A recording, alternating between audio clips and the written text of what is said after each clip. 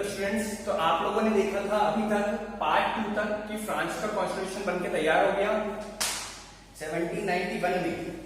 ठीक है, फ्रांस का कॉन्स्टिट्यूशन बनके तैयार हुआ तो फ्रांस में धीरे धीरे कुछ पटरी पे आने लग गई चीजें। पटरी पे कैसे आने लग गई कि हाँ, लोगों को विश्वास हो गया कि हमारे लिए शिक्षण है, हमारे लिए कुछ अच्छा करा है, वोटिंग के राइट्स दिए हैं।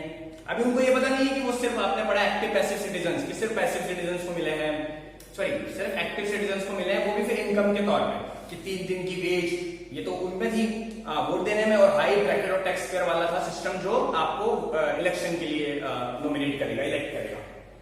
लेकिन वो लोग ठीक है, उन लोगों को इतनी तो खुशी कम से कम फंडामेंटल राइट्स मिल गए, प्रिविलेजेस बंद हो गए फ्रांस में जो बर्थ से मिल रहे थे। अब लुईस 16 की किस्मत फिर थोड़ी सी डामाडोली। क्यों? क्योंकि अब देखो आपका थर्ड पार्ट है, France abolishes monarchy and becomes a republic. आप पेज नंबर बता देता हूं आपको, 14। तो इसमें क्या होगा, अब ये जो चैप्टर है इस पे है कि कैसे फ्रांस मोनार्क को हटा देगा, लुईस 16 को हटा के एक रिपब्लिक नेशन बन जाएगा। मतलब अब वहां पे लीडर्स इलेक्ट होने लग जाएंगे, जो हेरिडिटरी पोजीशन चली आ रही थी, राजा उसका बेटा, ये सब अब बंद होगा फ्रांस में। हालांकि ये धीरे धीरे प्रोसेस होगी इसकी, क्योंकि अभी लोगों के माइंड में बिल्कुल नहीं है, अभी लोग किंग से खुश हैं कि उसने कॉन्स्टिट्यूशन दे दिया। चलिए आगे बढ़ते हैं।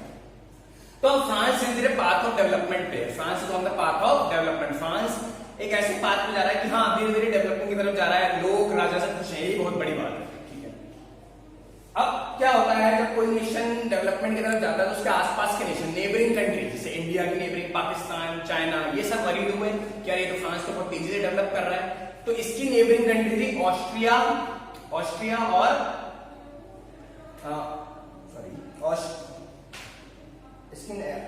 ठीक है, ऑस्ट्रिया और प्रूशिया। ऑस्ट्रिया और प्रूशिया, तो ऑस्ट्रिया और प्रूशिया की नेबरिंग कंट्री थी। अब नेबरिंग कंट्री वरीड हुई कि ना फ्रांस का डेवलपमेंट बहुत तेजी से चल रहा है, इससे काफी वरीड हुई तो उन्होंने अपने ट्रूप्स फ्रांस में भेज दिए। ट्रूप्स मतलब कि अपने सैनिक फ्रांस में बिठा दिए, एक तरह से इंडिकेशन दे दिया कि हम युद्ध के लिए तैयार है ना। ट्रूप्स बिठाने का मतलब, अभी जैसे चाइना है आज करंट की मैं आपको बात बताऊं तो वो ट्रूप्स अपने बिठा रहा है, सैनिक अपने बिठा रहा है, इंडिया की बॉर्डर की तरफ आता जा रहा है। तो ये एक तरह से वो लड़ाई करना चाह रहा है, युद्ध की तरफ एक आशंकित कर रहा है कि युद्ध हो सकता है, वाली चीज भी हो सकती है। यहां भी एक हुआ, ऑस्ट्रिया और प्रूशिया ऐसी कंट्रीज जो वरीड है, जो एक तरह से बहुत ज्यादा अंदर से जेलस की उनमें भावना है कि फ्रांस इतनी देर डेवलप कर रहा है। कॉन्स्टिट्यूशन बन गया 1791 में, भारत का कॉन्स्टिट्यूशन 1950 में बना है, लगभग 160 साल बाद, इसे बोलते हैं 160 साल, अभी से भी 160 साल बाद। तो बहुत जल्दी डेवलप कर गया, कॉन्स्टिट्यूशन बन गया, राजा से लोग खुश हैं, अच्छा मोनार्क हो गया वहां का। तो वरीड नेशन ने ट्रूप्स भेज दिए जेलसी के मारे। ठीक है, तो अच्छा अब फ्रांस स्ट्रांग है, जब भी कोई स्ट्रांग होता है वो अटैक करेगा, डिफेंड क्यों करेगा? आपने ट्रूप्स भेज दिए तो वो आपसे हाथ को जोड़ेगा नहीं। फ्रांस ने अटैक करने की कोशिश करी। अटैक किसने करा? सबसे पहले नेशनल असेंबली ने, जो नेशनल असेंबली थी उसने वोटेड किया in favour of war against Prussia and Austria, कि हम प्रूशिया और ऑस्ट्रिया के खिलाफ वॉर लड़ेंगे। कितनी बड़ी बात है, वॉर लड़ेंगे। और यहां से थोड़ी गड़बड़े चालू हुई। वॉर से, ये नॉर्मल सी बात है, नॉर्मल सा फिनोमेना है कि वॉर से कभी भी किसी देश का फायदा नहीं हुआ, चाहे वो शक्तिशाली हो या कमजोर हो। कमजोर तो खत्म ही हो गए क्या, और शक्तिशाली जो देश होते हैं वो भी चलो जीत तो जाते हैं, कितने सैनिक मर जाते हैं, एक तरह से आम जनता को खाने को खाना नहीं मिलता, दुकानें बंद हो जाती है, कर्फ्यू वाली सिचुएशन हो जाती है, पूरा टर्मोइल हो जाता है, पूरी आपका देश बंद सा हो जाता है। तो वही सिचुएशन फ्रांस में भी आई है। नेशनल असेंबली ने वॉर डिक्लेयर कर दी प्रूशिया और ऑस्ट्रिया के खिलाफ। ये ऑस्ट्रिया है, ये ऑस्ट्रेलिया ना समझे आप लोग, ऑस्ट्रिया। इसी जब ये सब हुआ, यहाँ पे एक चीज रह गई लिखना, एक पैट्रियटिक सॉन्ग बहुत गाया गया, रॉगेट एल लेस्ले ने लिखा, रॉगेट एल लेस्ले ने लिखा, नाम था मर्सिलिस। ये बुक में है आपके सब, जो France abolishes monarchy becomes a republic के फर्स्ट पैराग्राफ में, कि रॉगेट एल लेस्ले ने पैट्रियटिक सॉन्ग मर्सिलिस गाया, जो बाद में जाके नेशनल एंथम ऑफ फ्रांस भी बना, और आज भी नेशनल एंथम ऑफ फ्रांस है।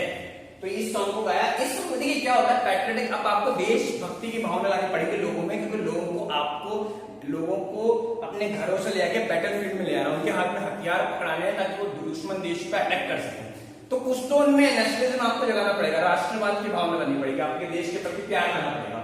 तो वो पैट्रियटिक सॉन्ग मर्सिलिस था, जो नेशनल एंथम बना। फ्रांस ने इसने काम फ्रांस के लिए किया।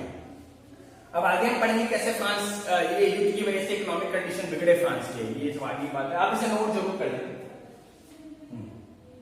अभी तक हमने पढ़ा कि कैसे अब फ्रांस ने प्रूशिया और ऑस्ट्रिया के खिलाफ वॉर घोषित कर दी। तो अब वॉर हुई, तो फिर वही मैंने बताया था कि लुई 16 की किस्मत खराब, क्योंकि सब सही चलते थे, फिर गलत चलने लग गया, एक रॉन्ग पाथ पे आने लग गया फ्रांस वॉर के थ्रू। नुकसान क्या हुए? इकोनॉमिक डिफिकल्टी आने लगी फ्रांस में, है ना। इकोनॉमिक डिफिकल्टीज मतलब ये वही समय की याद दिला रहा है जब सब्सिस्टेंस क्राइसिस आए थे फ्रांस में, यानी कि बेकरी की शॉप के बाहर, अनाज की शॉप के बाहर, सरकारी राशन की शॉप के बाहर बहुत भीड़ पड़ी, है ना। अनाज की कमी हुई फ्रांस में, गरीब लोगों को फिर एक मुश्किल उनको सामना करना पड़ा कि अपने 2 टाइम का भोजन कैसे खाएं। तो ये economic crisis, economic difficulties France में फिर आने लग गए।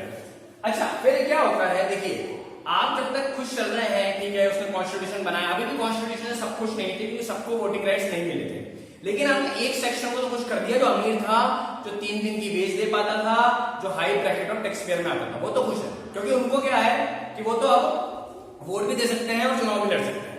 लेकिन जो वो सिटीजन जो गरीब थे, जिनको वोटिंग राइट अभी भी नहीं मिले, वो ये चाहते थे लार्ज सेक्शन ऑफ सोसाइटी, यहां पर रहेगा लिखना,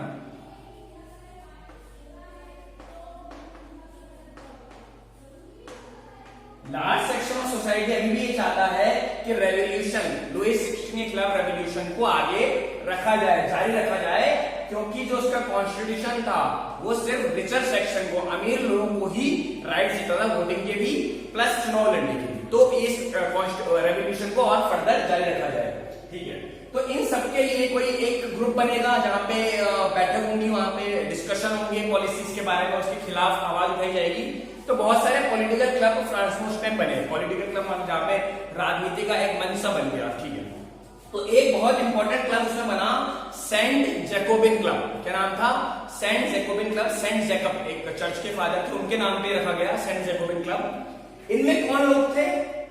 वो लोग जिन्हें, देखिए ढंग से सुनिए, कितना इंटरेस्टिंग फ्रांस की स्टोरी बनती आ रही है। सेंट जैकोबिन क्लब में वो लोग थे जिन्हें 1791 के कॉन्स्टिट्यूशन के हिसाब से वोटिंग के अधिकार या चुनाव लड़ने के अधिकार नहीं मिले थे, जैसे कि सर्वेंट, शूमेकर, आर्टिसंस और डेली वेज लेबरर्स वगैरह, यानी कि गरीब लोग जो किसी के घर में काम कर रहे हैं, ठीक है, मटके बना रहे हैं, मोची हैं, सफाई कर्मचारी हैं, ये सब मतलब जो गरीब क्लासेस हैं, उन्हें वोटिंग के अधिकार या चुनाव लड़ने के अधिकार नहीं मिले। तो उन लोगों ने मिलकर एक सेंट जैकोबिन क्लब बनाया जो राजा के खिलाफ रेवोल्यूशन को फर्दर रखना चाहता है जारी, ठीक है। उसका एक लीडर बना मैक्सिमिलियन रॉबिस्पियर, आपकी बुक में नाम है पेज नंबर 14 में ही लास्ट पैराग्राफ में, मैक्सिमिलियन रॉबिस्पियर इस सेंट जैकोबिन क्लब का लीडर बना, जो इनको अब लीड करेगा रेवोल्यूशन के लिए।